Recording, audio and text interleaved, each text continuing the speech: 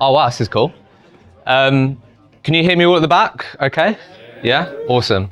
I was just saying to my friends earlier in my WhatsApp group, this is definitely going to be the closest I ever come to doing stand-up. Fucking hell. So just very quickly, I'm going to do a quick introduction to this evening, share with you all how it's going to run, how it's going to work. So firstly, a huge thanks for all of you coming. I really appreciate it. For those of you that I have spoken to, it's been, getting on the phones, grafting to get this to this point in terms of having you all in the room. So I really appreciate you being here. The goal of these events, really, I've been doing them for over 4 years now, is I'm just a huge believer in collaboration over competition. The big mission that I'm on is to really try to move the needle on how our industry is perceived. And I think one of the ways that we can get there sooner is by sharing more, collaborating, and collectively improving, ideally. So how this is going to run tonight, for those of you that haven't been to one of these before, is we're going to have a conversation with the panelists. Firstly, talk about what have we learned from this year. For a lot of people, it's been a challenging year. For others, it hasn't. But we're definitely going to start with what have we learned from this year, the hard truths of 2024. And then we'll get into what are the strategies that we're hedging our bets on, that we're doubling down on going into next year. And then we'll do some live Q&A where you promise have to not be super mean with your questions. But I've done a lot of preparation with the panelists. They're all here to share, be transparent, be honest. I'll make sure that they're honest, do my best. And really, hopefully, the goal here is that you will leave with something that you can implement, that you can use, or at the very least, hopefully feel motivated, inspired, engaged in being part of what I think is a great industry. So I have to sort of start by saying a huge thanks firstly to Firefish and Sourcewell. They've sponsored my podcast this year, so putting on these events and doing these things definitely wouldn't be possible. So yeah, I think obviously good friends with Dougie, and I was like, we've got to do something in Scotland. I just don't know how, Dougie, wherever you are, how you get on that plane every fucking week, how long you did that is horrible, to London. And obviously working with Firefish as well, being a Scottish-based company, I thought it'd be really cool to do something here. So what would be really cool now then is if you could put your hands together for the panelists, and let's kick off tonight.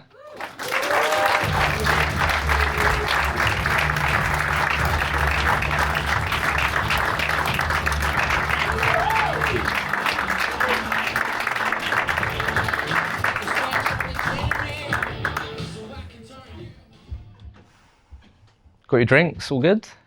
Check 1, 2. Check Got one, mic. two. Check 1, 2. Hello. Forgot that. That's very important. Very important, Hisham.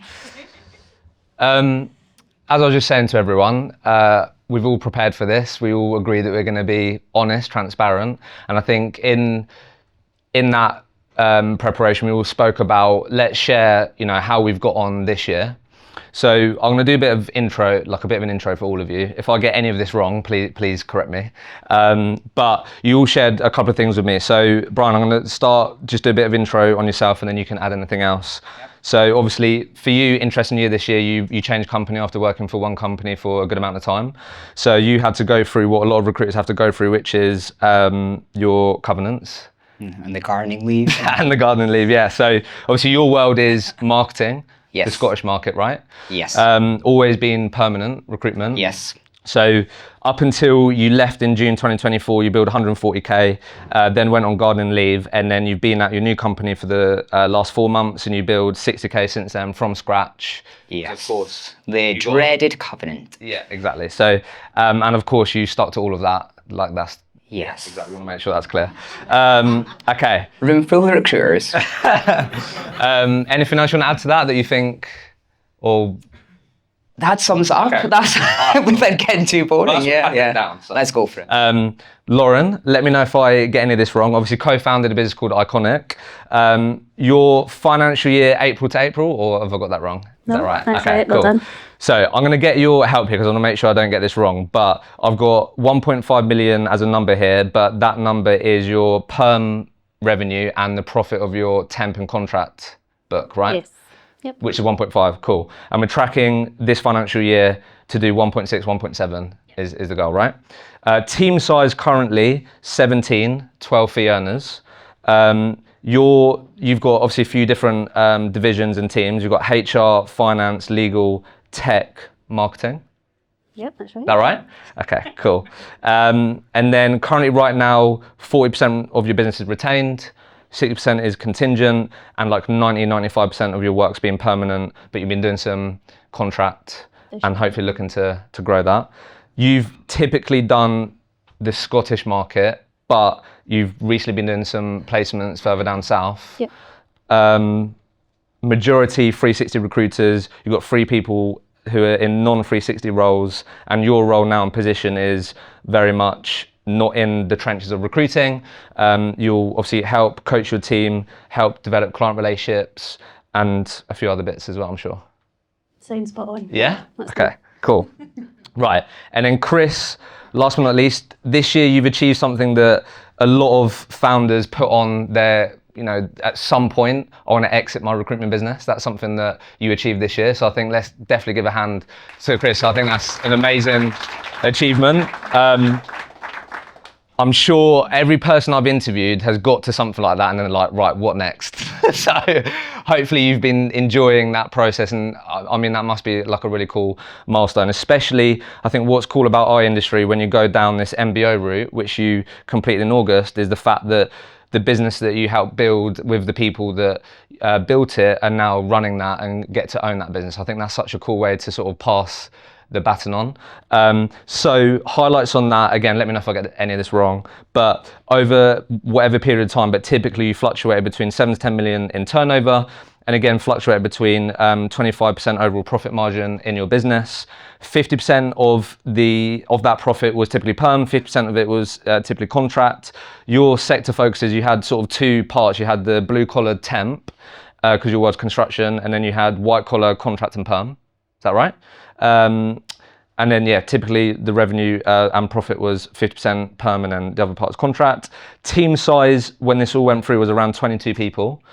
You've now got 3 senior leaders running the business post MBO who are here as well. Awesome. And your role now is to stay the fuck away. Which you was like.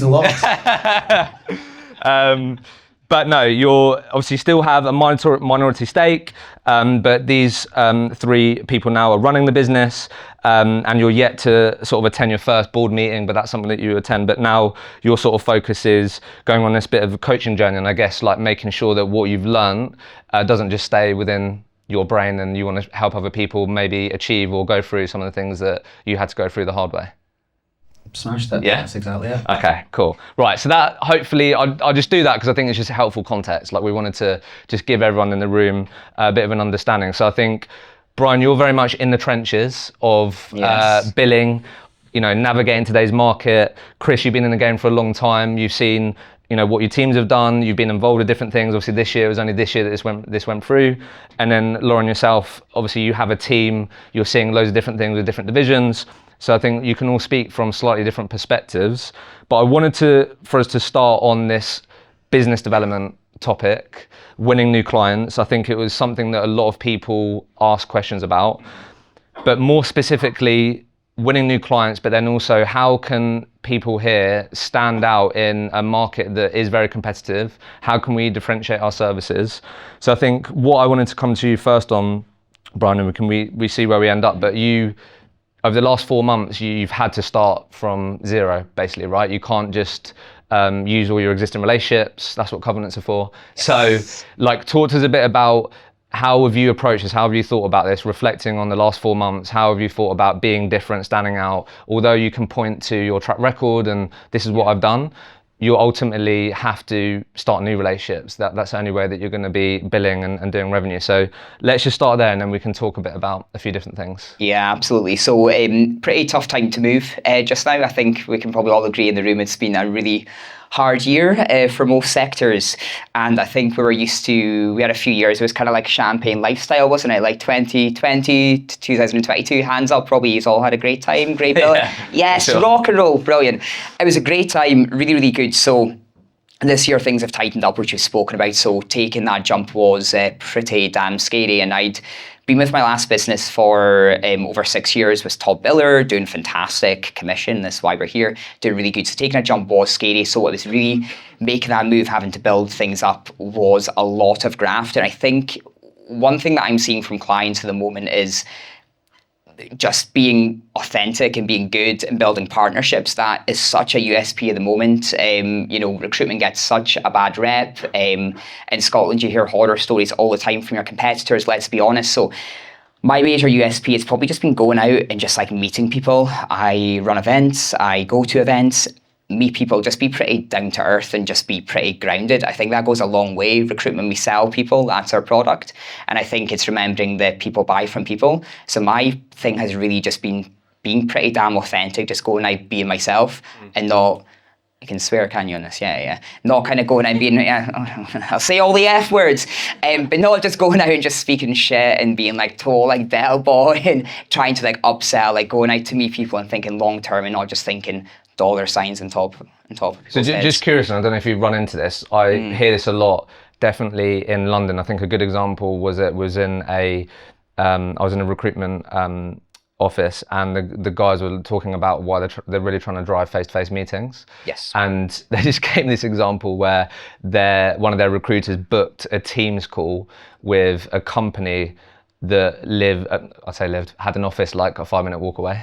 They're like, let's just jump on Teams. Yeah. So just curious, have you often run into it then in terms of you'll meet people and they'll go, I haven't met a recruiter. 100%. Yeah, so I think that's interesting, right? It's almost, because it is very easy to say, let's jump on Teams. Yeah. But clients get like blown away. Like genuinely, like I found this so much. There's competitors trying to, vie for the same business and they're like, oh my God, being taken for a drink and a coffee. People love free stuff, let's be honest.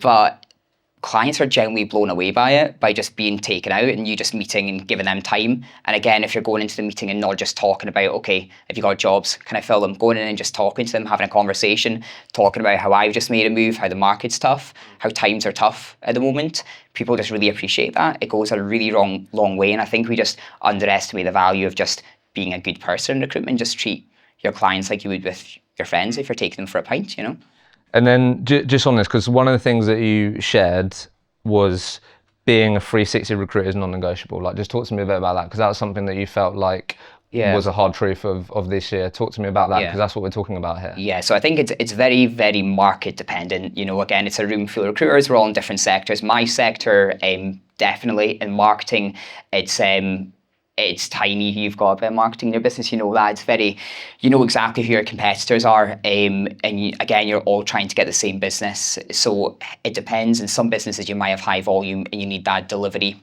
role there. But I do think being 360 just now, business isn't just knocking on your front door like it was in the last few years. You're having to actually go and battle for it. And I think when you're 360, you're dealing with, business owners, directors. It just adds that layer of credibility on top, even when you're dealing with candidates. And again, candidates then become your clients. Let's be honest, if you deal with someone just now in 5 years, they'll be hiring as well. So I think it's just building that credibility, because right now it feels like a bit of a war. It's really tough. It's not as easy as it was. So I think if you're 360, if you can win your own business and you can also deliver on and do all the basics, it just almost gives you the competitive edge, and clients just love that. I think, Lauren, I'm coming to you on this, just to build on this. Something that you shared with me in terms of a lesson from this year was, we put down here, outdated BD methods potentially held back growth. So you were just finding that recruitment methods from 2022, 2023 just didn't cut it. Talk to us a bit about that in terms of what your perspective is on that. Yeah, I think when I said that, it was easy. That's the thing. Like, it was like maybe 1 or 2 touch points would get you to the exact place you wanted to be with a client. And see, as things tightened and the competition grew, like it was harder to win stuff. Like, I think we probably call that a lot more like consultative selling. Like, it's multiple touch points. It's really understanding what your clients are going through and how you can sell against it. And that doesn't happen over email. It doesn't happen over the first call you're going to have with them. And it's probably just the long game. The long game when I think everyone felt like it needed to be a real short game, because it was like, I need these fees in, like I need to do this, I need to get these candidates out the door. And actually it took so much more than that. And I think we probably learned that the hard way a little bit. Like, we took a minute to adapt to that and just thought, well, we've had all the success by doing it this way. Like, let's keep doing this. And, you know, we're like, let's stay firm, this will come. And I do think like BD has changed. Like, and I know everybody has told me that they really struggle to get consultants on the phone just now. There's a fear of the phone, and I don't know if that's like a kind of newer generation of consultants that's feeling the fear of the phone. I'm probably not overly like, you have to pick up the phone. I'm like, but get the meeting, get in front of them. The magic happens when you're in the room with that person. However you get to that point, that's the place that you need to be. So just curious, because we do hear this a lot. Like when you say hard to get people on the phone, like what does that actually look like? Like, are you saying, right guys, let's do this together, then no one does it, or you just keep repeating yourself? Like, what does that actually look like in I think it's teams? such a natural thing for recruiters just now to revert to email, to revert to LinkedIn, to just be like, I'll get in touch with them. The first thing they'll do is like, hey, so-and-so, hope you're well.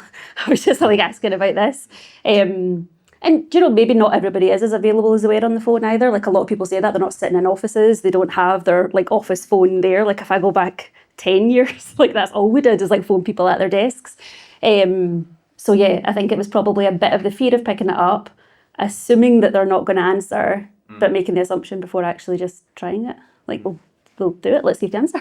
No, because I hear it a lot. I think to build on this then, and I've heard this a lot, so I appreciate you sharing it with me. I got a note here, not a KPI-driven business, which hindered accountability and a sales focus. I've heard this like so much, and I'm quite anti this idea of like not having KPIs as like an employee benefit, because I've met so many recruiters that want to be successful and they want to understand how to be successful, and you can't improve what you don't measure. It's just as simple as that. So did you have to maybe learn that the hard way? Was it very much like, we treat you like an adult, no KPIs here, and then when shit started to not work, like, I have no idea how to help you because you haven't been measuring anything? Yeah, we had best practice, right? So we did have like, here's a set of metrics that are probably going to guide you to success, but we didn't manage people by them. It wasn't a case of getting to the end of the week, you have not hit these KPIs, like what's happened? And we told everyone when they joined us, that's not going to be the case, that's not how we're going to manage the business.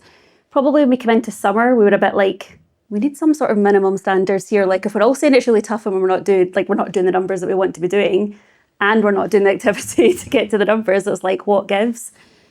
We actually still didn't manage people week to week on a set like KPI measures. Was it we just care about the end outcome, however you get there? Yeah, but we needed to become more accountable, more accountable for what we were doing. So like the types of things we did was like Monday morning kickoffs, get everyone together, everyone share with the whole team, like what do you want to achieve this week and how are you going to do it?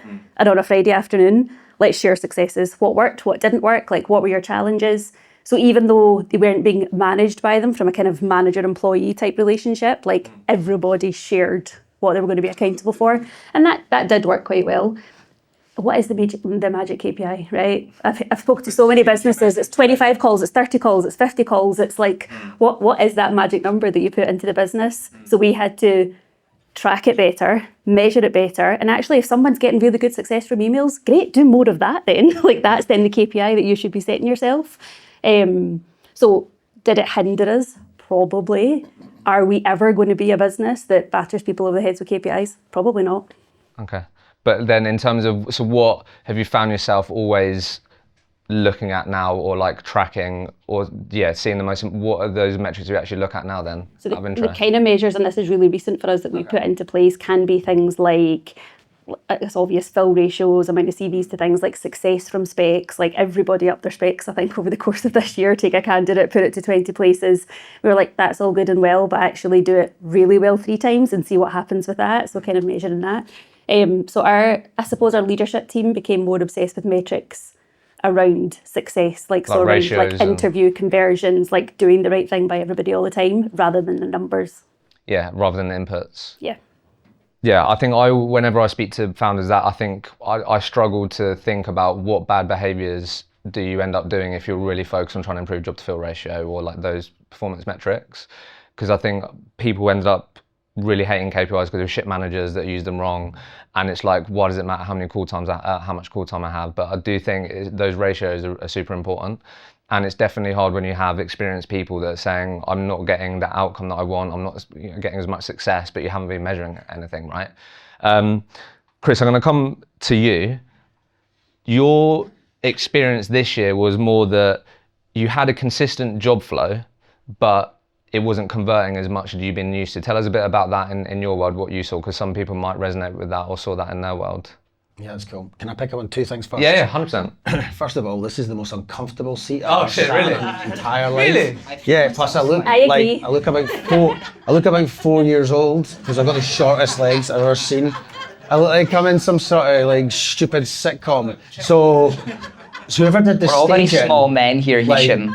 I want to put in a formal complaint. Okay, so that's the first point. The second thing, right? It's not binary anymore, this stuff, the questions that you're asking, and they've both given really great answers. It's complicated, it's choppy waters out there right now. It's really choppy. And it's not either or, it's both all the time and as much as you can. And it's mental health, and it's work from home, and it's micromanagement, and it's take on trainees, and it's offshore your staff, and it's double standards. Because actually I was listening to you there and I thought to myself, Lauren, yeah, they've put in these minimum standards. Probably not for the top salesperson. Let's be honest. If somebody's billing 300 grand, they can do what they like. Like, all right, we'll let them away with that. And so actually what feeds up above all this, the content that we're going to talk about today, when you could actually take it up a level, actually what you might be talking about is culture and fairness and standards that you're going to set, and sort of your ethics and your morals that you're willing to stick to. Like my best biller a couple of years ago before Lewis overtook him, amazing, but he didn't play the game. And we just let him away with shit. And so we had to get rid of your top biller. And what that feeds into your culture, and then that feeds through the regulations. And if you get that culture piece right at the very, very top, no matter whether you're talking about business development, marketing, all these things we're talking about, if you get that culture bit right and the communication's clear and you've got trust and the authenticity that you were talking about, that you show your clients, that just like, it's like a hot knife through butter. So your question was about about conversion rates for jobs. I appreciate you sharing that.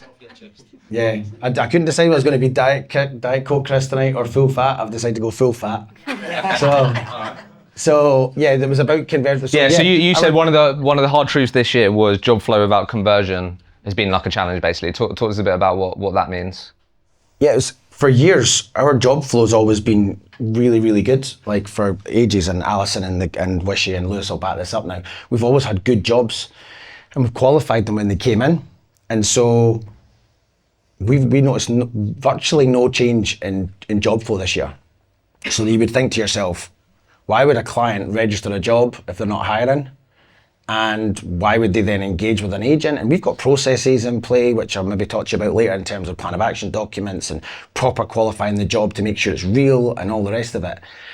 But then what was different? Why did we not convert the same amount? And we have dropped year on year, or the team that up till 2 months ago I was still the managing director of, we did drop fee income. So what was the reason for that? And I think, to be honest, what I tried to coin a phrase that everybody's recruiting, but nobody's actually hiring.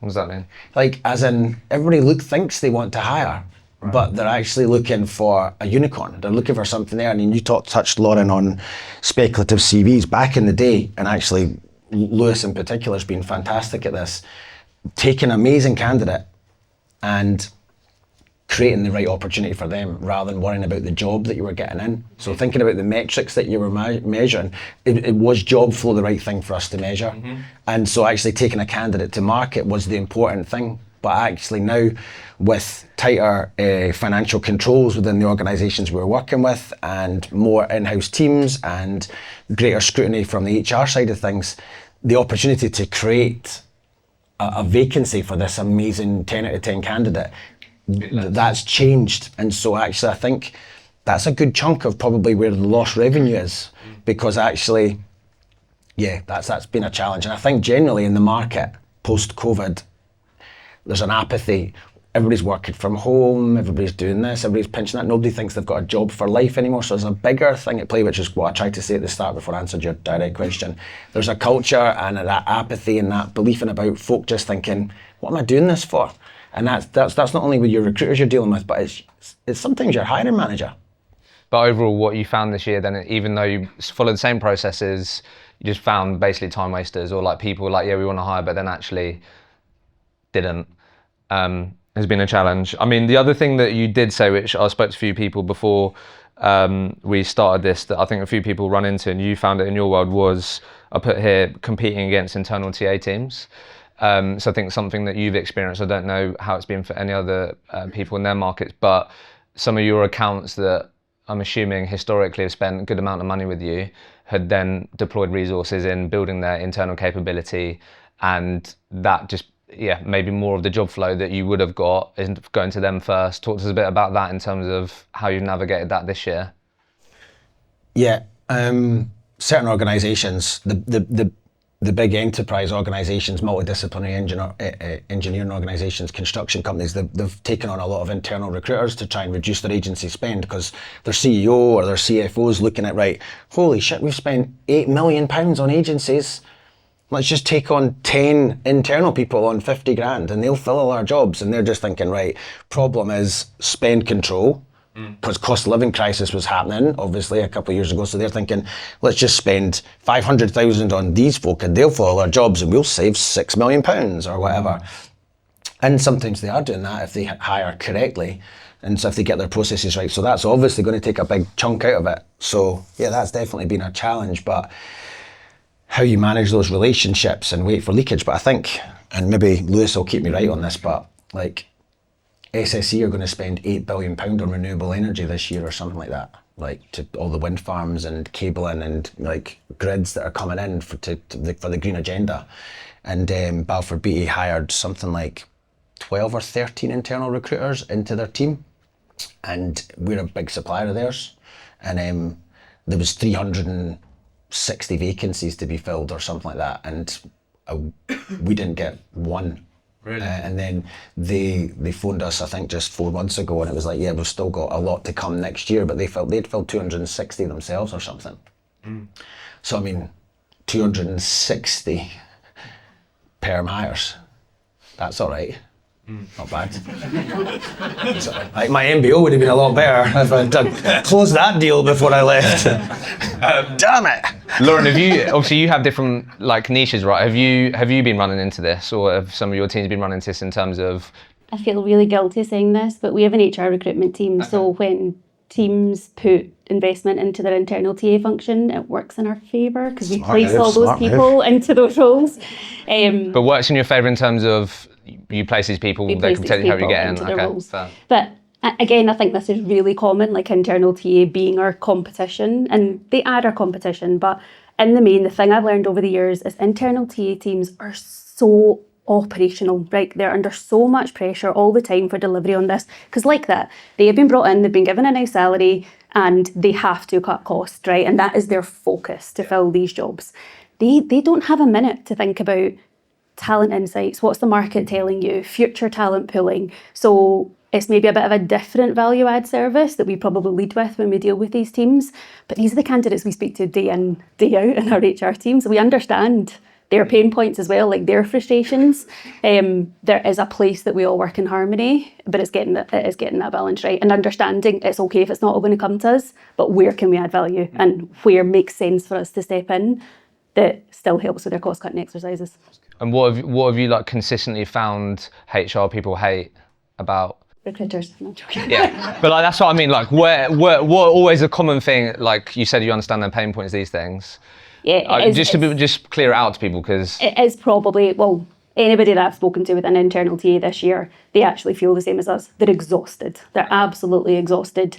They have the same, like when candidate markets tighten, they feel the squeeze the same way that we do. And they're not, there's many exceptions to this, but generally speaking, they're not specialists. They're not in about a market. They're not networking. They're not running events. Like they're kind of not in the battlefield to really understand what's going on there. They could have an engineering job, a marketing job, an HR job, a legal job, like, and they do the best that they can in that space. I think they're under pressure. I think like workloads are heavy and they don't have time to do any strategic or kind of project-based work that helps longer term. And then you said, obviously on the flip side, I guess timing can be a factor, understanding where they're getting pressures from, where they feel confident they can deliver versus not? What have you found to be the common areas that you can add value? Is it like understanding, like they feel like they could cover these, but these are the really hard to fill things? If they have the right partner, then they're going to help. Where's the value piece for these people? A lot of our internal TA relationships can start with things like, can you give me a salary survey? Okay. Like on this market, and we're like, sure, we'll come out, we'll meet you face to face. Like, and then it's like, okay, there, you're in the room with them already, the magic starts happening. Or it can be, like for instance, we've got access to talent insights. Like they're looking for a percentage of skills that exist within a certain geography. Like how big is this talent pool to start with? And we can tell them, like, you know, the kind of front of the line. So it probably starts with like some of that stuff. Then they'll give you their jobs when they do, because they don't fill everything, and they can't fill everything. Yeah. They do a brilliant job, by the way. I think internal TA is hard. And then just to, Chris, I'm going to come to you on this, just to round this out. Obviously, you've been through a lot of different markets, a lot of different ebbs and flows. I guess in terms of like what have been the main, like I've spoken to a lot of people that have found this year challenging, and I think some of the lessons, I don't know if you agree with this or not, is when you've been doing it for a long time, there's a lot of evidence to point at, you know what, it's been hard, but I know it's going to bounce back. But on reflection, to a lot of people that I've spoken to, maybe they should have taken action earlier. Maybe they should have tightened up on their process with their clients and said no more and these things. But, you know, as you reflecting on this journey that you've been on, has there been any like big lessons that stand out for you from this year and what the market's been like for the last 12, 18 months? Or is it just a lot of the same? Just maybe sounds a bit different, just to round this sort of 2024 hard truths piece, because I know you're going to give us the full fat version, mate.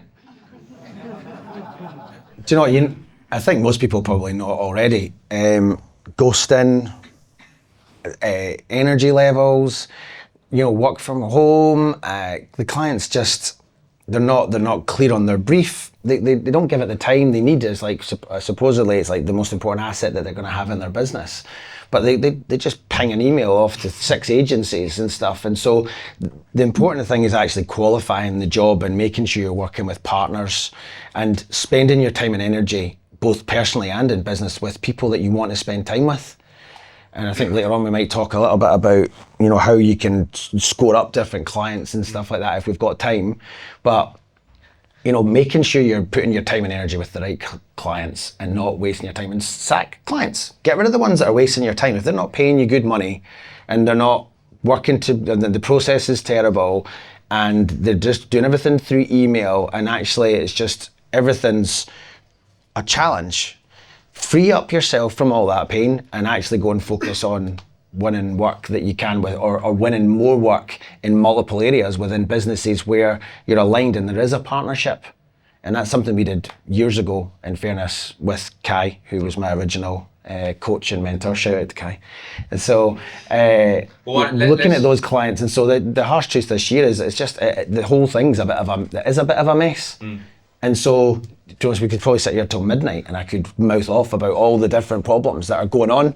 But with the choppy waters, we're meant to, as recruiters, thrive in those choppy waters. And so you need to just be resilient. And there's something about just putting the reps in as well. And there's a little bit of something lacking with the new breed of employee / recruiters that I've seen, where when the going gets tough, they work from home.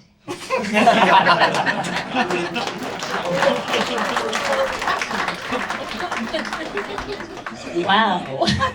By the way, I didn't prepare that. I just made that up that second. So I'm fucking trademarking that shit. Because when the going gets tough, the tough work from home. That's Billy Ocean, right? Legend. Let's turn gears a sec. Let's go into what we're hedging our bets on, what we're focusing on, what we're thinking about going into next year. I guess, Brian, this was part of like some of the things that you was talking about, because you shared some of those similar things, right, that Chris just shared there. Talk to me about some of the things that you're really doubling down on, because a lot of it is around this having multi-channel sales approach. That's just something you really believe in and really hedging your bets on. Yeah, 100%. Like Chris is saying, it's been really bloody tough. There's a lot of competition against TA teams, against other recruiters. It's really, really tough. We're doing quite a lot at Mac. So some of the stuff we're really doubling down on learning and development, for example. We're all here tonight. We're learning from others here, which is a really big thing too. But I think it's just actually having a bit of process in place as well. I think Lauren mentions about kind of like BD playbook, and that's something we're really focusing on at Mac. We're really focusing on learning from each other as well. We've got kind of champions, in the company that we're going to implement. We're going to have people who are stronger at social selling. So like you said, some consultants are really good at selling via LinkedIn, selling via email. Some people are good at, picking up the phone. But a big thing is just really doing a multi-channel approach for BD next year. Like we've spoken a lot. So I run events in the marketing sector. Marketing's tiny in Scotland, where we're able to get events with 60 odd people. We've got leaders in the room, and that just almost kind of pushes your credibility. So by doing things like that, by going to events, by going to awards, even just like BD, for example, you mentioned there's kind of like a fear of the phone just now.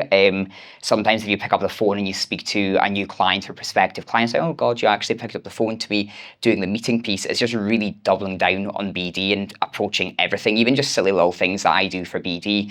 Like I bloody love a voice note. Like I think that works like so well in BD. I don't know if anyone's the same with like their pals. Like you literally will send like 5-minute voice notes, pardon my French, but thank fuck. Like WhatsApp, you can like fast forward 2 times.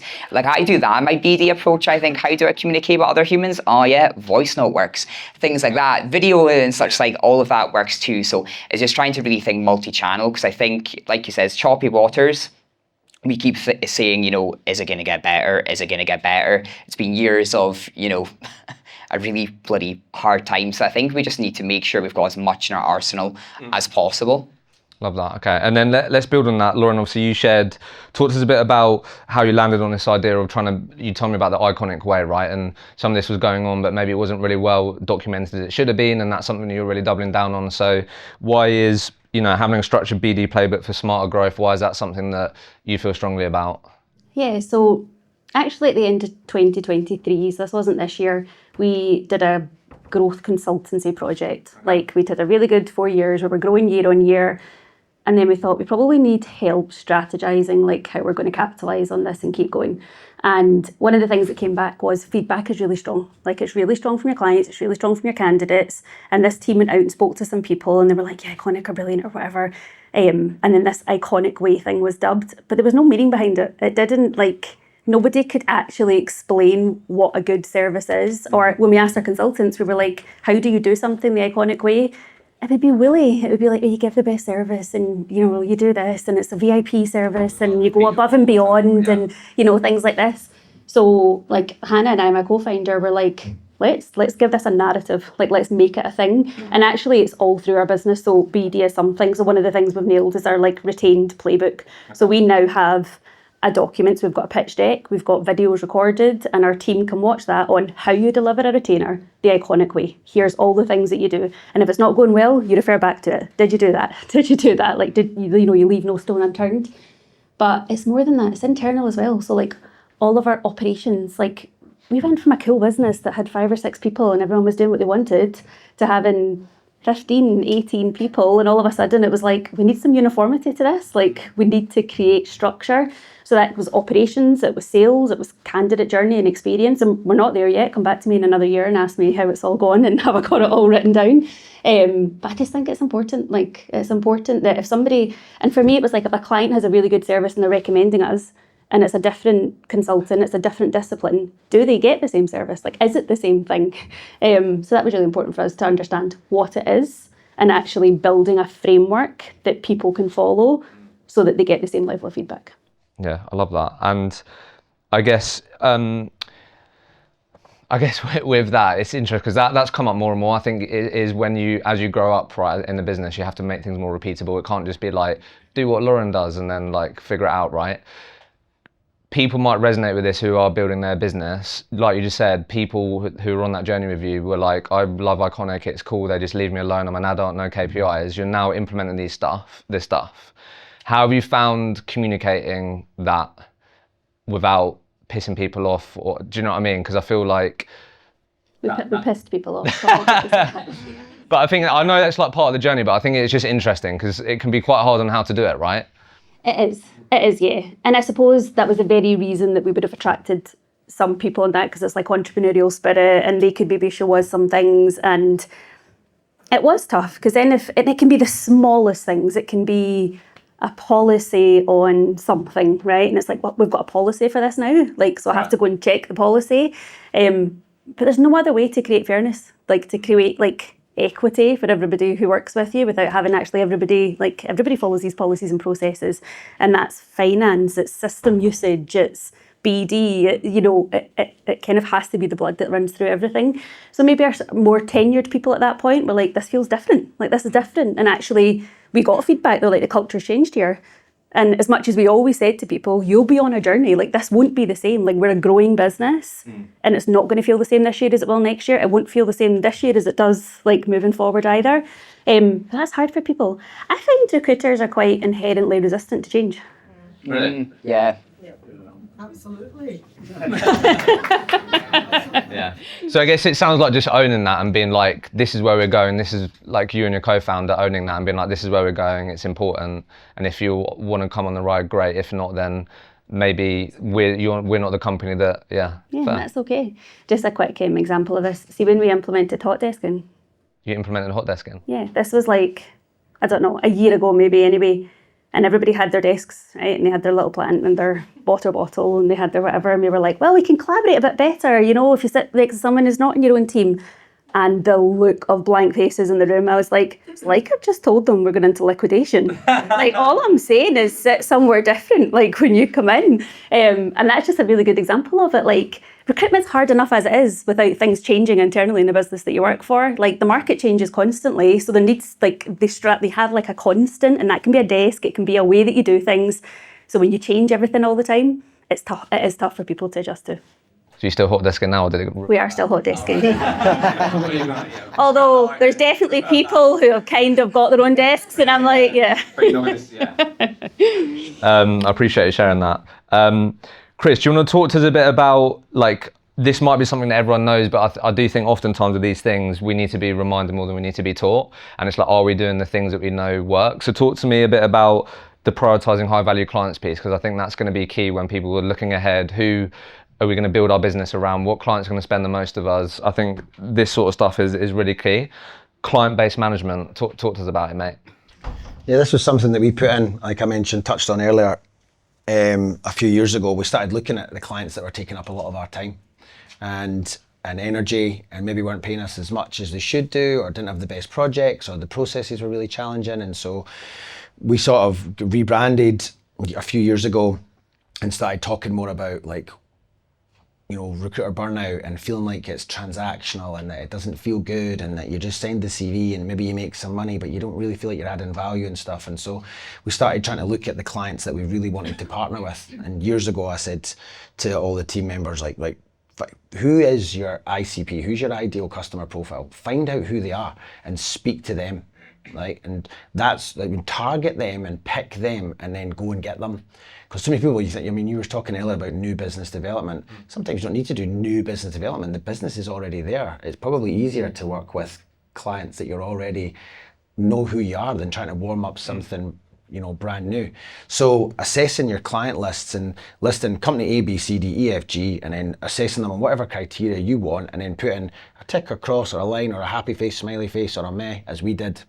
And then looking at who you're getting money from and who you're spending time with. And it's really cathartic in terms of we doing that. I remember doing it with Lewis. We were working with this big consultancy, and we'd went from billing good money to not so much money, but we'd still register something like 25 jobs and sent them 99 pre-screened, already approved, amazing CVs, and we'd made one hire with them or something. Oh shit. Right? And so information, and that information that you measure, as you were talking about earlier, is really important. But finding out where you're spending most of your energy and where you're spending your time, and is it actually adding value? That's really important. What do you typically? You shared a couple of things with me. Do they pay on time? Just share some of the things that you typically look at. I know it's different. Yeah. What percentage terms are they on? How quickly do they pay you? Have you got stakeholder engagement? Are you dealing with the line manager and the decision maker, or are you having to deal with HR or internal talent, which causes its own frustrations? Are they all working with multiple agencies? And in construction, which was our bag, do they have good projects? Are they a reputable employer? Are they somebody that they want to work with? All this stuff. So I mean, you can score up all your clients in whatever way you want, and you look at them and then you list them down. And actually, you think to yourself, well, we make loads of money with company D, but they're a pain in the ass to deal with. Are we willing to deal with the processes and them paying us after 50 days and at 10%? Or would we actually be better spending our time with company E that are paying us 20% and we love them and their brand's amazing and they're going places and the processes is amazing and stuff like that. So yeah, that's called client-based management. You score it all up and you basically look at where you're spending your time, and the idea is that you can free yourself up by not wasting time with clients. So prioritizing who your true partners are, and that's something that at Peace we've tried to do for the last few years, and I know that the team are planning on doing a lot more of, as well as the face-to-face stuff that you were talking about, Brian, getting closer to them and finding out who really wants to work with you. And it's the same in your personal life now. Everybody's really busy. Who do you make time for? Who do you text on a Friday night? Who do you want to go to the cinema with when you've got a free weekend or whatever? And it's telling, you know, who's the ones you don't want to spend time with. That's almost even more important. But by sacking off the ones that are wasting your time and are not adding value, frees up your business development to focus on who your ideal customer is. So who is that? And who is that? Absolutely clear. Who do you want to work with? And who would be the easiest company to work with? And for us, touching on the talent acquisition thing, remove that competition. Actually, it wasn't me that came up with the idea, because I ran out of ideas about 4 years ago, and hence the reason why they're running now. But actually, there's a sweet spot somewhere between about, probably for us in construction, maybe 30 or 40 staff to maybe 100 staff. Because in that area, they're big enough to pay their bills, they're big enough to grow, they've got some churn. You probably do get line management engagement, and you know, you can feel like you're adding value and you can have part of their growth platform, rather than trying to go for the Moby Dick, you know, and you have to jump through the procurement routes and you've got multiple competition and stuff like that. So finding who your ideal customer profile is and mapping out your current client base to find out where you're spending your time and exercising all your efforts. And you might find yourself freed of working with clients that are actually just annoying to work with. But your client, each of your consultants should do the same thing. Yeah, I don't know if you found this, but I've just found, especially when you typically work on a contingent basis, by doing that, you just give your team just way more confidence saying no. And sometimes that can be hard, right? When you're like, I could place this, we could make money here. So I think that is one of the most powerful things that I found when I interview experienced recruiters. They just get way more comfortable saying no, and they're a lot more clearer on the types of relationships they want versus not. And is that just being something that you do on a yearly basis now? And I think this is the perfect time of year to do it as well, right? In terms of look back, who have we done the most work with, why, looking ahead. I think it's the perfect time to do it, right? 100%, or align it with your AGM or something like that. But even just doing it once in a while, you know, but it can happen naturally as well. I'm not working with them anymore. They're annoying me. I'm just going to go and put my effort elsewhere. So I mean, it doesn't need to be like another job for your to-do list. Oh shit, add client-based management. There's 3 hours out. No, you can just be like, well, you know what I mean?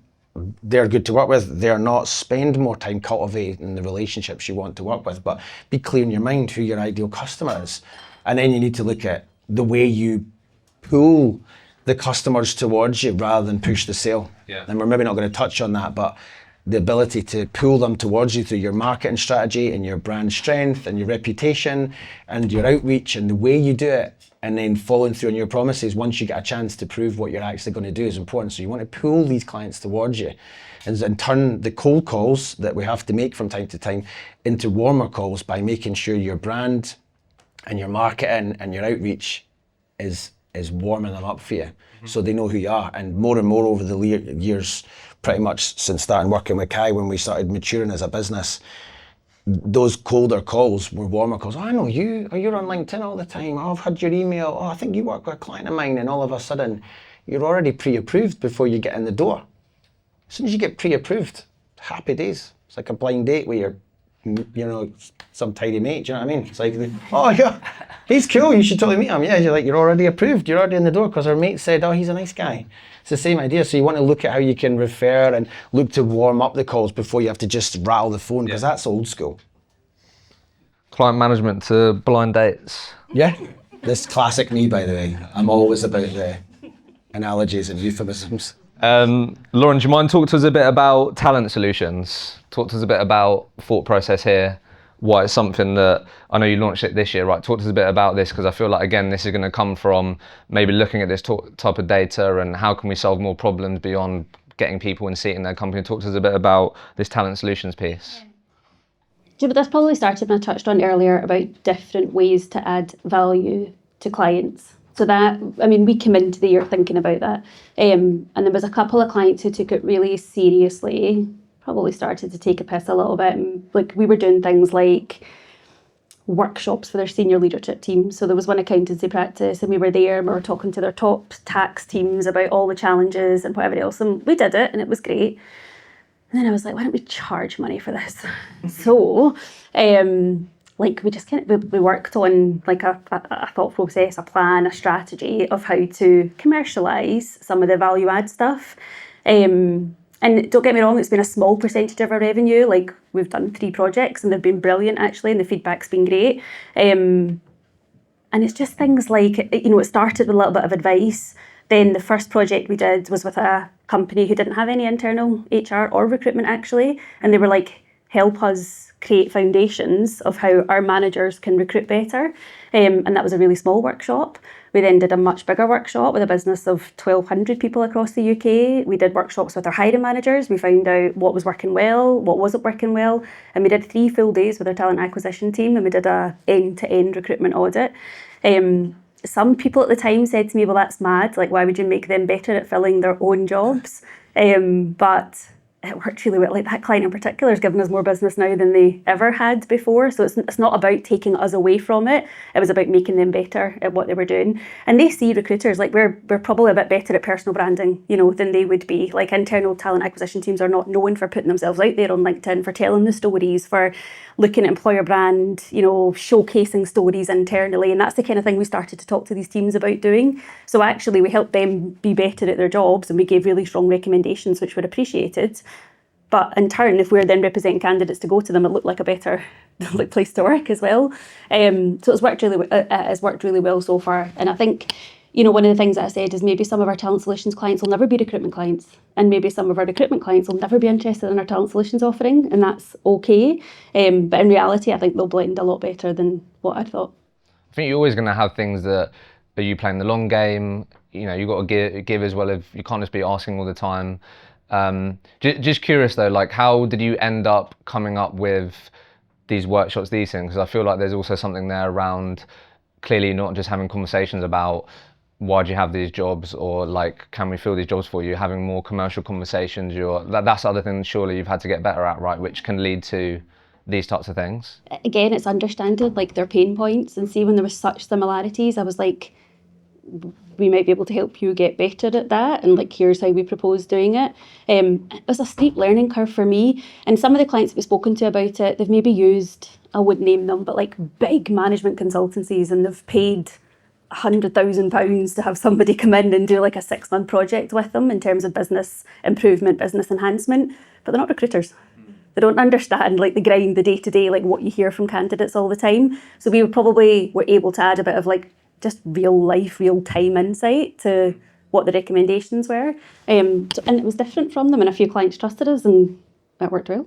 Nice, love that. I think that is one of the coolest things about when you have your own business. You can try these things, and it's important to take action, try different things. So I've got a couple of questions that people submitted. I'm going to ask a couple, and then we can come to all of you for some live Q&A if that sounds like some fun. But I think obviously we can't all scroll on LinkedIn and not see or hear the word AI. So I've got a question about it, if that's okay. Not for me. Really? Okay. I quite love it. I mean, the question was just like, like thinking about the future. How do you feel?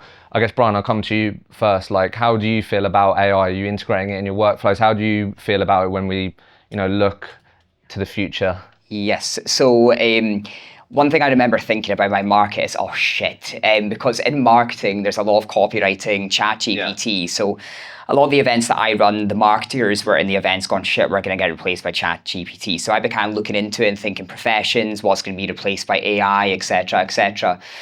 HR is one of the few areas, and recruitment falling into that people say won't be replaced with AI. Do me a favour, everyone, today. Google recruitment replaced by AI, right? And go on Reddit. It is hilarious. The hate for recruiters is insane. It literally is like, I want recruiters to die, replace them with AI, yada, yada, yada. Unfortunately, we're not going to be replaced. And the point of AI is, and I do a lot of these events where we're chatting about it. I just ran an event a few weeks ago and we had two speakers, a guy from JP Morgan chatting about AI and what it's about. And the thing is, it's meant to amplify and augment what we do. So in recruitment, we are bogged down. Like, I bet you guys, like, have you all had busy weeks? Yeah, busy weeks? You's rammed? You busy? Yeah. That's like recruiter life, isn't it? You know, it just happens. We're so busy. We're juggling so many plates, and AI can just streamline that. You know, I know you're a big fan of using tools.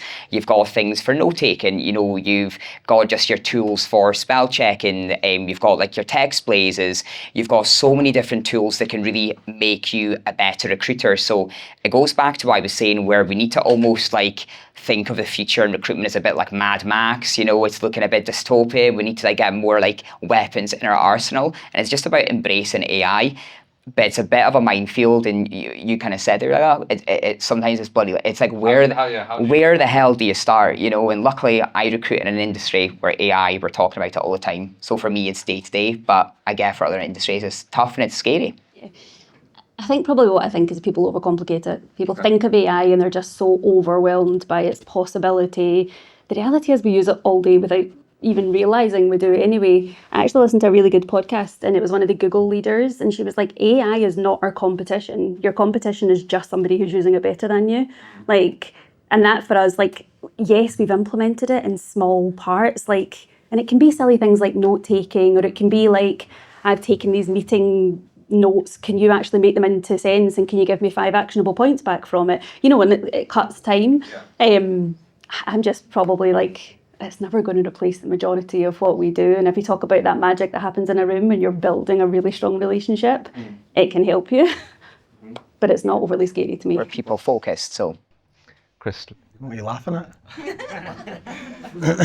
He's scared of what's coming out now. what's top of mind for you, mate? Well, it's happening whether we like it or not. So it doesn't really matter what we think. But how is it going to affect recruitment? Yeah, how do you think about it? It's already happening. So it's about how you adapt. You've got to evolve or die, and that's the long and short of it. Now, some people are going to survive that, and other people are going to thrive within it. Will it replace jobs? It probably will, aye. But there's going to be a situation, I think, in the future. I said something. Was that not something you posted or something like that? It's like we've lost 32% or something like that of recruiters in the last 18 months or something like that, which is mad. I don't know where the stat came from, but Neither do I just saw it. There's still a lot. There's still a lot of folk have gone, right? And so what's going to happen? They work from home? I don't know. So I'm not against working from home, but you've got to work. And so, right? So I think you probably find is, and this is a good thing for the industry, and so positivity, is that the cream's going to rise to the top, as it always does in all industries. You're going to find the people that really prioritize value and relationships and delivery and are conscious that they need to do what they're going to have to do. There's going to be less of us, because the person that used to do your admin, or the thing that used to pay for somebody to put up that's going to happen. It's basically, so you're going to have probably 360 or business development winners in the UK. And then you're going to have technology and a really cool stack behind them. And then if you need heavy lifting done and personal touch, there's a right good chance that's going to be offshored because of obviously external political situations, the cost of hiring, and then the negativity towards new generations coming into the workforce, and the reputation we have as an industry. So I don't think it's not anytime soon, but maybe in 10 years or 5 years, you'll have absolute killers who know what they're doing, winning work and delivering and selling what we've got. And then you'll have tech and you'll have outsourcing. The problem with AI and technology generally I've got is it all just moves so fast, you can't keep up with it. It's like 1 minute you've got something for free and then they're charging, and the next minute somebody's got the same tech and something better than them and that's free. It's like a full-time job keeping an eye on technology and new apps coming out all the time. It's exhausting. And so, you know, it's like you're trying to run a business, but you've got a full-time tech advisor expert at the side. You go, no, you should totally, ChatGPT's shit now, you should totally change that. And it's like ridiculous. And so It is, and I think that's a problem. I think people struggle to keep up with it, especially as somebody in their mid-40s. It's difficult to keep up to speed with that. Yeah. And so it is intimidating and it is scary, but it is going to change things. But I think if you're in this room tonight, you obviously give a shit about your career, you're probably in recruitment, you guys will be fine. It's the 4 or 5 people in your office right now that you talk about when you're on your nights out. They're the ones that are going to be dead. Because they were shit anyway, so let's just replace them. And do you know what? And national insurance is too expensive, and to like minimum wage, and just for them to work from home all the time. Just get rid of them. Just sack them off, go work at McDonald's, and let's replace them with tech. And then if you need some new talent, you get some cheap stuff in South Africa and the Philippines, and they speak English like they watched Friends all their life anyway, so it's amazing. Just get them. Right, I'm going to ask one more question and then I'm going to bring the microphone over to you. Wait, you'll know that I'm a little bit of a wido. Please don't sue me or anything. I'm just. This is a specific question, obviously, from a business owner. Lauren, I'm going to come to you on this. We're a new business approaching the end of the first year trading. Should we hire an experienced senior consultant to mitigate risk, a trainee to teach them our way, or something else entirely? I don't know if you've experimented with this, how you feel about this. You're on the growth journey. Okay, so when we started, it was my co-founder and I, and our first hire, who's still with us, was an experienced consultant. And actually probably the reason for that is we didn't have the time and we did not have the capability to train somebody from scratch at that point. Like it is hard work to fully train like graduate recruiters, I suppose. We didn't have it in us at the time. So actually, in the main, we have recruited experienced people. Now that might change if we become a business of 50 people and actually we've got the right learning and development infrastructure. Like I can totally see the benefit of that, and actually like talent coming through it can be brilliant when you train it the right way, or when you train them the right way. I would say it's so dependent on the situation. Like what is the reason for the hire? Like is the business already there? Like actually if you have the time to have somebody shadowing you, like taking away some of the easier to learn tasks and actually you're still relationship building, or like do you need that experience to make it work without knowing who said it or their situation? Like it is really hard, but in my experience, like our first few hires were experienced. And the main benefit you got from that was, like you said, you were time poor, less of like, these are the basics, they could just crack on, ideally, hopefully, obviously that doesn't always without play any out. policies or processes or frameworks to just do crack anything, on. they could do what they liked. Yeah. Okay, love that. But it worked. Should we, let's open this up. There'll be a microphone in the back that you can give it to Matt if you want to grab the mic. You know, let's open it to all of you guys. Is there any, normally we need the first question to get people going, but put your hand up and then Matt, my colleague, will pass the microphone. But anyone have a question for these guys? I'm sure they're prepared to talk or answer. Well done, guys. I was always doubtful about whether or not people would actually be open and honest in Scotland, but I think you guys have nailed it. Question for me: I saw a stat that said that, which really shocked me, because in software, if we had these types of stats, we would be out of business. But that the average client churn year over year is 60%. So that on average, a recruitment business will not place with 60% of the clients that they place with this year that they did last year. So we've talked a lot about winning new business and client management, but any hints or tips on wanting to retain 60, 70, 80% of the clients that you work with this year into next? Can I pick that up? Or you want me to do it? I think it's just giving shitty service. Like, if I'm being totally honest. So a lot of times when I've gone to like pitch for clients, because again, coming in, having to build things from scratch would be, is a lot of times they're just saying, they're dealing with recruiters and they're like, here's a job. Recruiter's like, cool, awesome. And they're like, we'll go get you CVs. Client comes to me and they're like, 4 weeks, not seen a CV. It's like just the basics. Like a lot of the basics aren't being delivered in the industry, it seems. It's just actually having SLAs in place, going, this is when you're going to get CVs, giving them a VIP service. Just actually being good at your job, knowing you can fill the job, see a process through, deliver, and give really shit hot service. Like my stats are, I think in like 2 years I lost like one client, and it was a bit like user fucking high maintenance prick, basically. Like it was a nightmare, and it was like I was sending double figure CVs getting nowhere. Whereas I've been able to always consult clients and kind of say to them, like, you're in the wrong, we need to adapt, we need to change the spec, change the goalposts. So I think that's coming from because there's a lot of bad experiences in recruitment, there's a lot of bad recruiters out there. Again, we're all in this room, which means we care, which is a good thing. And again, like I said, go to Reddit and see the hate on recruiters. Like when you go on TikTok, techies, like there'll be a lot of tech recruiters here, just talk about the bad stuff they get from recruiters. So I think that stat's coming from people that probably don't care and aren't delivering a good service. Do you know, the only thing I was going to say in that as well is there's a difference between losing a client and a client only using you once in a year. Like, you know, some of the disciplines that we recruit for, or like the executive vacancies that we place, like it's probably understanding what the value of the client is to start with. Like, what was your expectation in terms of revenue that we get back from them? I think obviously doing a really good service is like, it is so important. We're really lucky, we do get really high levels of repeat business, but we've had times where like we do a great job and place somebody in legal, and then we see that their finance role was out with another client, and we're like, well, hang on a second, how did that? Is that lost business? Is that, you know? So I think it probably depends a little bit on what you constitute as lost business to start with. Is it going to competitors, or is it understanding there was only ever one job there, and that's okay too? Great question, that. Anyone else? Matt is just at the front, mate.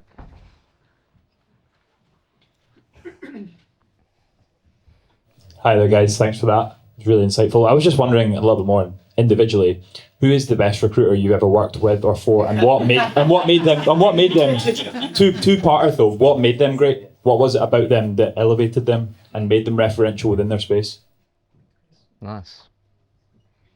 I actually named the best recruiter I've ever worked with. Whoever it was, what made them? Yeah, what made them? Yeah. You can if you want. Do you know what, have you guys got, give me a second to think about that, because I don't just want to just spit something out. Well, don't worry too much about the name. Like what's No, not the name, but also what springs just to mind in terms of what makes them. I don't want to just spit something out, because you got about a second just to process it so I can give a proper good answer. That's not like you, mate. You're I just, I know. Try to add value here. You've got Coke Zero.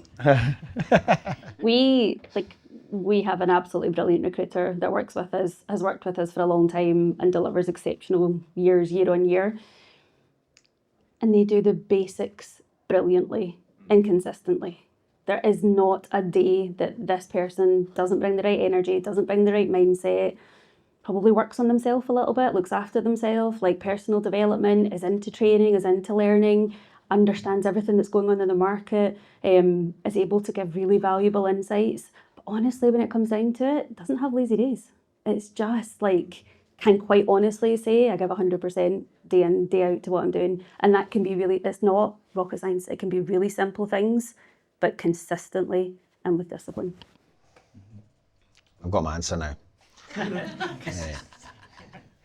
I've worked with some amazing recruiters, like massive big billers, and amazing salespeople, amazing business developers, amazing operational managers, and all the rest of it. But for me, sometimes all those individuals, even those ones that stick out as being fantastic, are always kind of flawed to a certain extent, or they don't always put themselves their best foot forward every day, or there's always something that gives you the ick about them. And sometimes that's amazing about certain people that shine. Do you know what I mean? There's always just something that's not quite right, and maybe that's something you need to be a standout salesperson or a standout singer or actor or whatever. One of my favourite recruiters I ever worked with is not being the biggest biller, but she just gives her all every day, even though she's going through her own personal battle. She's got her own shit going on, and it'd be easy for her to, probably make different choices in her life than she's made. And as somebody that's recruited her and hired her for a long time, and she's kind of, maybe I'm getting old and soft in my old age or something like that, but do you know what? She puts her best foot forward as best she can every day, and she's truly honest, wears her heart on her sleeve. And then she originally wasn't a great biller, and eventually she's with the support of the team and the people around her who care about what she's trying to do and actually lead with empathy. We've taken her from a 2 to a 7, right? And that's amazing. And she's got all the stuff she wants.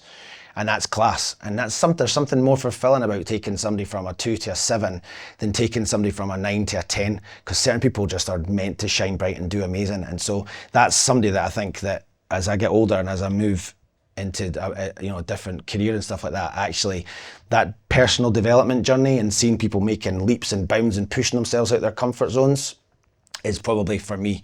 And so resilience, continual development is the skills I've seen, comfortable being uncomfortable, and that sort of honesty and transparency, which is a rarity these days, not just in recruiters. So yeah, that's probably my favourite. Just one tiny thing on that as well. Comparison is the thief of joy, right? It is so easy to look at somebody doing really well and being like, well, if I do exactly that, it won't work exactly like that for you.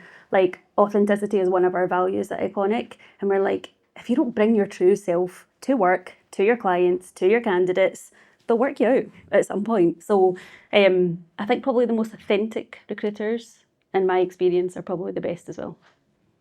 Love that. Authenticity is a great one for values, but it's funny because ours is no bullshit, total honesty. So construction, but saying the same thing, do you know what I mean? Same thing, but much better. Yeah, yours is better. Matt, do you want to I can pass it. Here you go. No, it's me. Yeah, first of all, guys, it's really insightful. Thank you so much.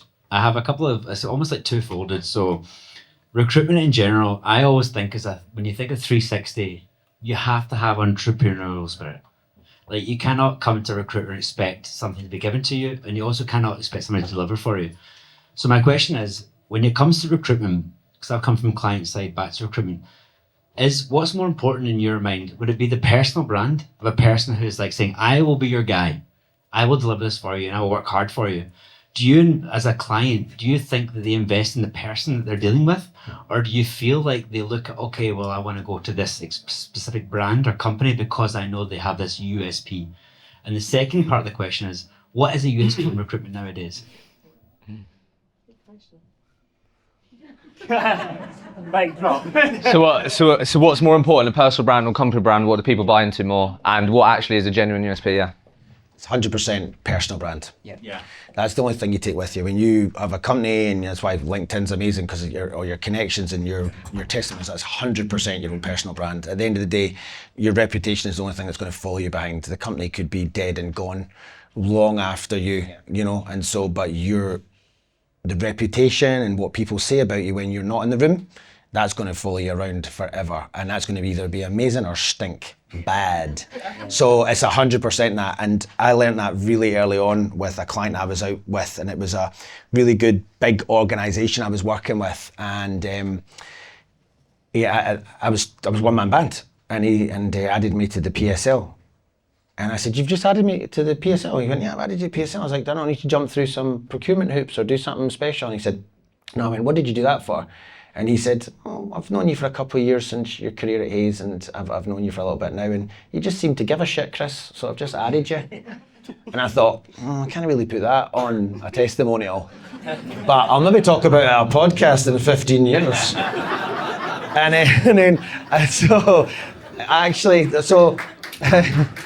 And so he just knew, and I still do, and I always have, give a shit about the industry, but the candidate I deal with, every single one. And at Peace Recruitment, it doesn't matter whether you're a bin man applying for a job from Indonesia for an architecture job in Glasgow, they'll get a response from us and stuff. And so it's important that even that reputation, even on the other side of the world, they know, well, at least I got a response from them. And that's a tiny little thing that makes small differences. It's not difficult to give that extra 1% than what your competitors are doing to stand out from the crowd. You don't need to be amazing. You just need to be a little bit better than your competitor. So it's 100% for me. Personal brand, your own reputation, no doubt. Just quickly, just on that then, does that make you're a business owner, right? Does that make you want to invest more in people's personal brands or less? Because you know. Okay, because I think that can be the hesitation, right? You know how much, because then they leave and you know that there's a very high chance they're going to take all those clients with them. So sometimes that can be, should I invest more in it? I actually try and protect that. It can be a quite hard balance, right? That's an interesting question, actually, and something that I think that me and the team have done quite well on over the years in terms of building people up but treating them well enough. You know, I'm not going to quote the Richard Branson thing because it's just been churned out a million times, but you just treat them well and train them well. And if they want to set up their own business, great, crack on. That's what I did. It'd be hypocritical of me to be annoyed. And many of the team members that I've trained up have gone on to set up their own businesses or be shareholders in other businesses and stuff like that. And so if that's their journey, that's amazing. And actually the amount of people that still work their notice period with us, no garden leave or anything like that, because the communication's clear and the values are clear and ethics. And sometimes it's about new beginnings and endings, and the bit in the middle obviously is really important, but it speaks volumes when somebody's chucked out the door and bad-mouthed. But that happens a lot. Yeah, it does happen a lot, and it's wrong. It's absolutely wrong. I mean, we have done it when the person's been completely in the wrong. You know, I'll show you the HR file. They were totally wrong. Yeah. And you've got to protect you. You've got to protect your business. I get that. Yeah, but I mean, there's a little bit, and it happens, and you know, it is what it is. But I think, to be honest, you've got to allow people to go on their journey and support them. And if you treat them right, you'll retain them well. I mean, there's probably a reason why recruitment's got like a 40% attrition rate, is because actually deep down a lot of people, we don't trust each other.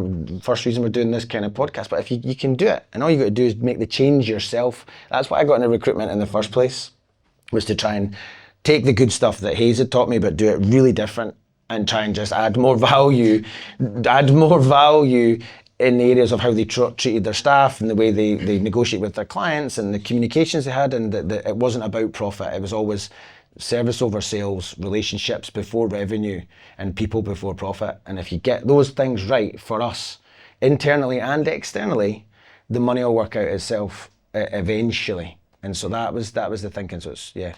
Lauren, how do you think about this? We invested in personal branding early. We did this in 2022. We got a big personal branding expert. We flew it up from London. We made a big hoo-ha out of it. We paid thousands, and it paid off. Like, it was brilliant. And all of our team continue to build their personal brands. The only thing I would say is, like, LinkedIn can be so noisy. Like, yeah, even more now. See you reading something or somebody saying something on LinkedIn actually isn't their personal brand. Your personal brand is what people say about you when you're not listening. And like, your reputation is your personal brand, not because you tell all the other recruiters that you've got 30 live jobs today and I've got them all retained and I'm having the best quarter ever, or, you know, like that. Yes, it's one part of it, and if you authentically do that, it works really well. But your personal brand is so much more than what you decide you put out. Anything to add? Or? Me. Definitely personal brand's a big thing for me. I think with personal brand, just people buy from people. It's pretty straightforward, and I've realised that since moving over. There's someone that's gone in to the business that I was in, and some clients just don't warm to certain people, and that's the thing, you know. It happens. A lot of people know what. Everyone's not going to like everyone. Like, that is just recruitment. So you'll deal with a client, they might be like, I really don't like him, like I don't gel with him, you know. Sometimes people will be like, oh, he's a bit too energetic for me, I don't like him. So it's about finding your type of people, finding your way of selling, being authentic. But like Lauren was saying, personal brand extends beyond just like, what the hell are you posting on LinkedIn? We've spoken about this before, but there's so much more to it. Like, on LinkedIn, I go wild with like recommendations. I think I've got about like 80 of them, and I build assets off the back of that as well. And personal branding for me is I run events, and I'm known as like a leader in my sector, and I do all of that as well. And for me, I find my personal brand's like a Trojan horse. So it means I can kind of go in, and rather than going in and be like, oh, give us some jobs, like it's more of a like, hey, like I'm Brian, you've probably heard of me because I'm a wee bit noisy, and go and have a look at the testimonials. Like, it basically shows I can do the job more or less, rather than having to go in with a hard sell and just being like, oh God's sake, there's another recruiter trying to get business off me. So yeah, massively important. And then on the second point, like Chris, I'll come to you. Like, how do you feel about? Is there a genuine USP? No. Yeah. Okay. It's really difficult to be really genuine. I mean, it's like, I think that is the right thing to hear, though, isn't it? It's so we're all doing the same shit, and I mean, I'm the current this year's S1 Job Award winner, best agency. Oh, that's unique. Oh, cool. This year you are. Yeah, that's unique. That's cool. And you prioritise this and that, but. And the clients know it, and they know it too. They churn out the same stuff about why they're a unique builder or a unique agency and stuff like that. It's really difficult to be unique at the moment, apart from your DNA. You know what I mean? But I think it comes down to that question. It comes down to what you said in terms of the consistency, right? Are you still doing it consistently 5 years from now? and that can be the USP. Do you know what I mean? Yeah, I don't necessarily think any business has a USP. And I think a lot of people spend a lot of time trying to train consultants on, like, you know, if you're going out and how do you sell the company or how do you sell like what we do. I probably do believe a little bit that every individual has a USP. And I think if you align yourself, like one of the best pieces of advice actually from that personal branding person was get 3 pillars. 3 things that you want to obsess about and you want to be known for, you want to be talking about. And that can become your USP. But no, I don't think there's a golden USP rule. Do you want to do one more question? Everyone have one more question, or wrap it up there? Okay, go on. Matt, Jimon, cheers. Thank you. Brilliant, by the way, guys. There was a point made earlier on about how, you know, getting recruiters to embrace change is quite a difficult thing. I think this time last year, myself and my partner were going through a management buyout. And with that process, we inherited a team and there was a bit of stagnation. I think some people had kind of been a little bit disillusioned with the process. And one thing that we were really keen on doing was revamping the company culture. And through the year, we've had to break a few eggs. I think some people didn't quite make the cut, but through that process, we've kind of gotten to a point whereby we're kind of close to where we want to get to, but it's been quite challenging as far as getting people to embrace the culture. So as a founder of a recruiting company, how do you actually get your team to embrace the kind of culture that you're wanting to establish? Me? Both of you. It looked like you were looking at me, but these lights are pretty bright. First of all, you got to live your values, and you've got to be genuine and authentic. Because if you're, and the culture leads from that, and so it's top down, bottom up, and it's difficult. It is difficult because if you're having a bad day, it's difficult to sort of. Yeah, do you know what? It's tough, but you can smell it. You can smell it and you can feel it. And if you're genuine and if you care, and maybe I'm hoping that in tonight you get a passion and a genuine authenticity. And this is the real me. I've not polished. I've not got notes. You know, Hisham, I didn't run through this an hour before you guys came in, and that's kind of how you should be in your office. And then the culture will feed from there, and then you've got to hold people accountable on the values, and it'll happen organically, and it can change. It moves all the time. One new person comes in, changes the dynamic. I remember when Wishy joined us, he's like a big alpha male. It was like, all the guys in the office were like, oh shit, the culture's changed. And it was like, as soon as he started on day one, you know, or a new tidy comes in the office, oh, the culture's changed. You know what I mean? Oh, she's hot, she's tidy. Culture change, everybody's like, all of a sudden, it's like, it's funny, you've noticed in the other girls first because they all start wearing better clothes. They were coming in in leggings the day before, next day it's like full business wear, I'm the top biller around here. And it's like, this actions are going to feed into the culture. So, you know, it's a great question, and I'm happy to get you for a beer after, and if you want to talk about it some more, I'm happy to let you know about all the mistakes I made about culture, all the good things we did about culture. But it's a constant, and you should be thinking about it, and you should be caring, but you have to be genuine and authentic, and it feeds from the values and stuff, but it is the most important thing. And for me, it was probably bar hiring the right people. It was the secret sauce in my business I was really proud to grow and build. That was the secret sauce, and that's the stuff that held us together through thick and thin and all the bullshit and stuff. And that's important. But again, even through the bullshit, sometimes the culture needs to change to, no, let's put the pedal to the metal, let's get rid of them, let's do that. And that does change the culture again. So it's fluid, but you've got to be authentic. I don't know if that answers your question, but that's my answer. Lauren, you got any thoughts, or fine if not? But So the only thing I would say about culture is you deciding what your culture is for your business doesn't make it a culture. And I think a lot of people fall into that trap by self-identifying their culture because they're the leader of it. Culture is the most important non-tangible. It's not a thing. It doesn't exist. It's how people feel when they come to work. It's how comfortable they are. It's how willing they are to like go the extra mile for like you as the founder or the business. I think values are really important. And I think a lot of business owners have hard lessons that they they maybe accept like what is it, the behaviour you ignore is the behaviour you're deemed to accept, and actually nipping some of that in the bud earlier like would probably help a lot of people like on their business journey.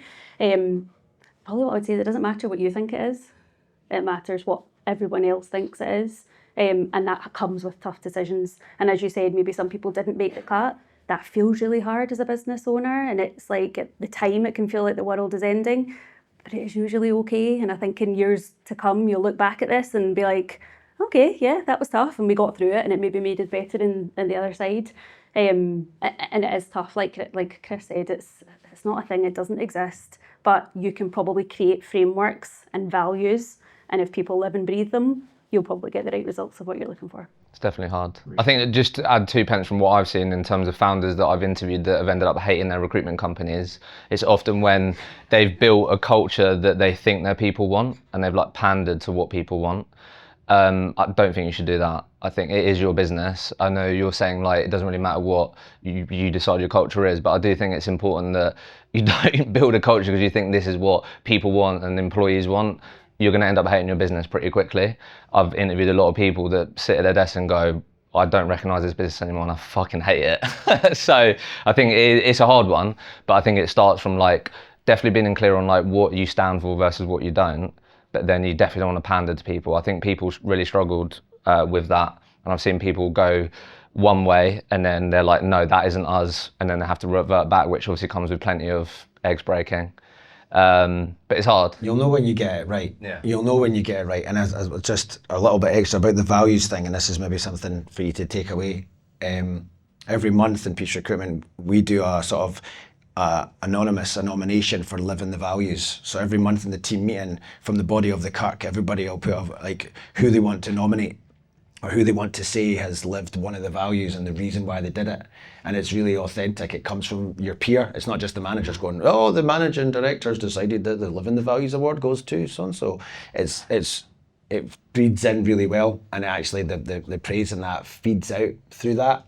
And so that does, I think, help with culture. And then similarly, there was a time a few years ago when I was sitting in my ivory tower just playing Tetris, and the team couple of team came in and they weren't even senior. They were like, they're taking the piss. And so actually, the people that are not living the values or not doing what they need to do can get weeded out from your team. It doesn't need to come through the form of a performance improvement plan or an HR process or the managers. It's actually, if you imagine it like a team, if all of a sudden your right wing's not covering back and you're having to work double shift on 2 players, that the team will say that, we're having to work too hard because that individual's not putting a shift in. And that's just, another example of where you'll find out when you've got a good culture when the shite gets weeded out from your team members. And that doesn't have to happen on a Friday night in the pub after they've had a couple of drinks and they're just having a bitch in the morning. It should happen on a Tuesday when they're like, I need to speak to you. This person's not one of us and this is the reason why. And I was like, culture. And I never did anything. I was like, yes. You've won the Living the Values award. Well, I'll put that in my podcast when I get answers for 15 years time. But I was like, I just thought to myself, this kind of feels like culture. And then I moved on with my life. Right, 2 things. Matt just texted me saying, we just let people know we've moved coats that were left in the last room next to us at the back. I sit in that room, okay. Is that a question? No. Just I kind of wish you hadn't moved the coats because one of mine's is through there. Wait, so the coats are in the room next door? Okay, cool, sorry, yeah, so just that. And then we have booked a table at, Chris was on your recommendation. What's the one place we went for Christmas? Ox 184. Ox 184, so yeah, if anyone wants... Down the hill on the right. Yeah, if anyone wants to come for a drink after, we've booked an area table there, feel free. But huge thanks for joining us. Let's give a hand to these great people.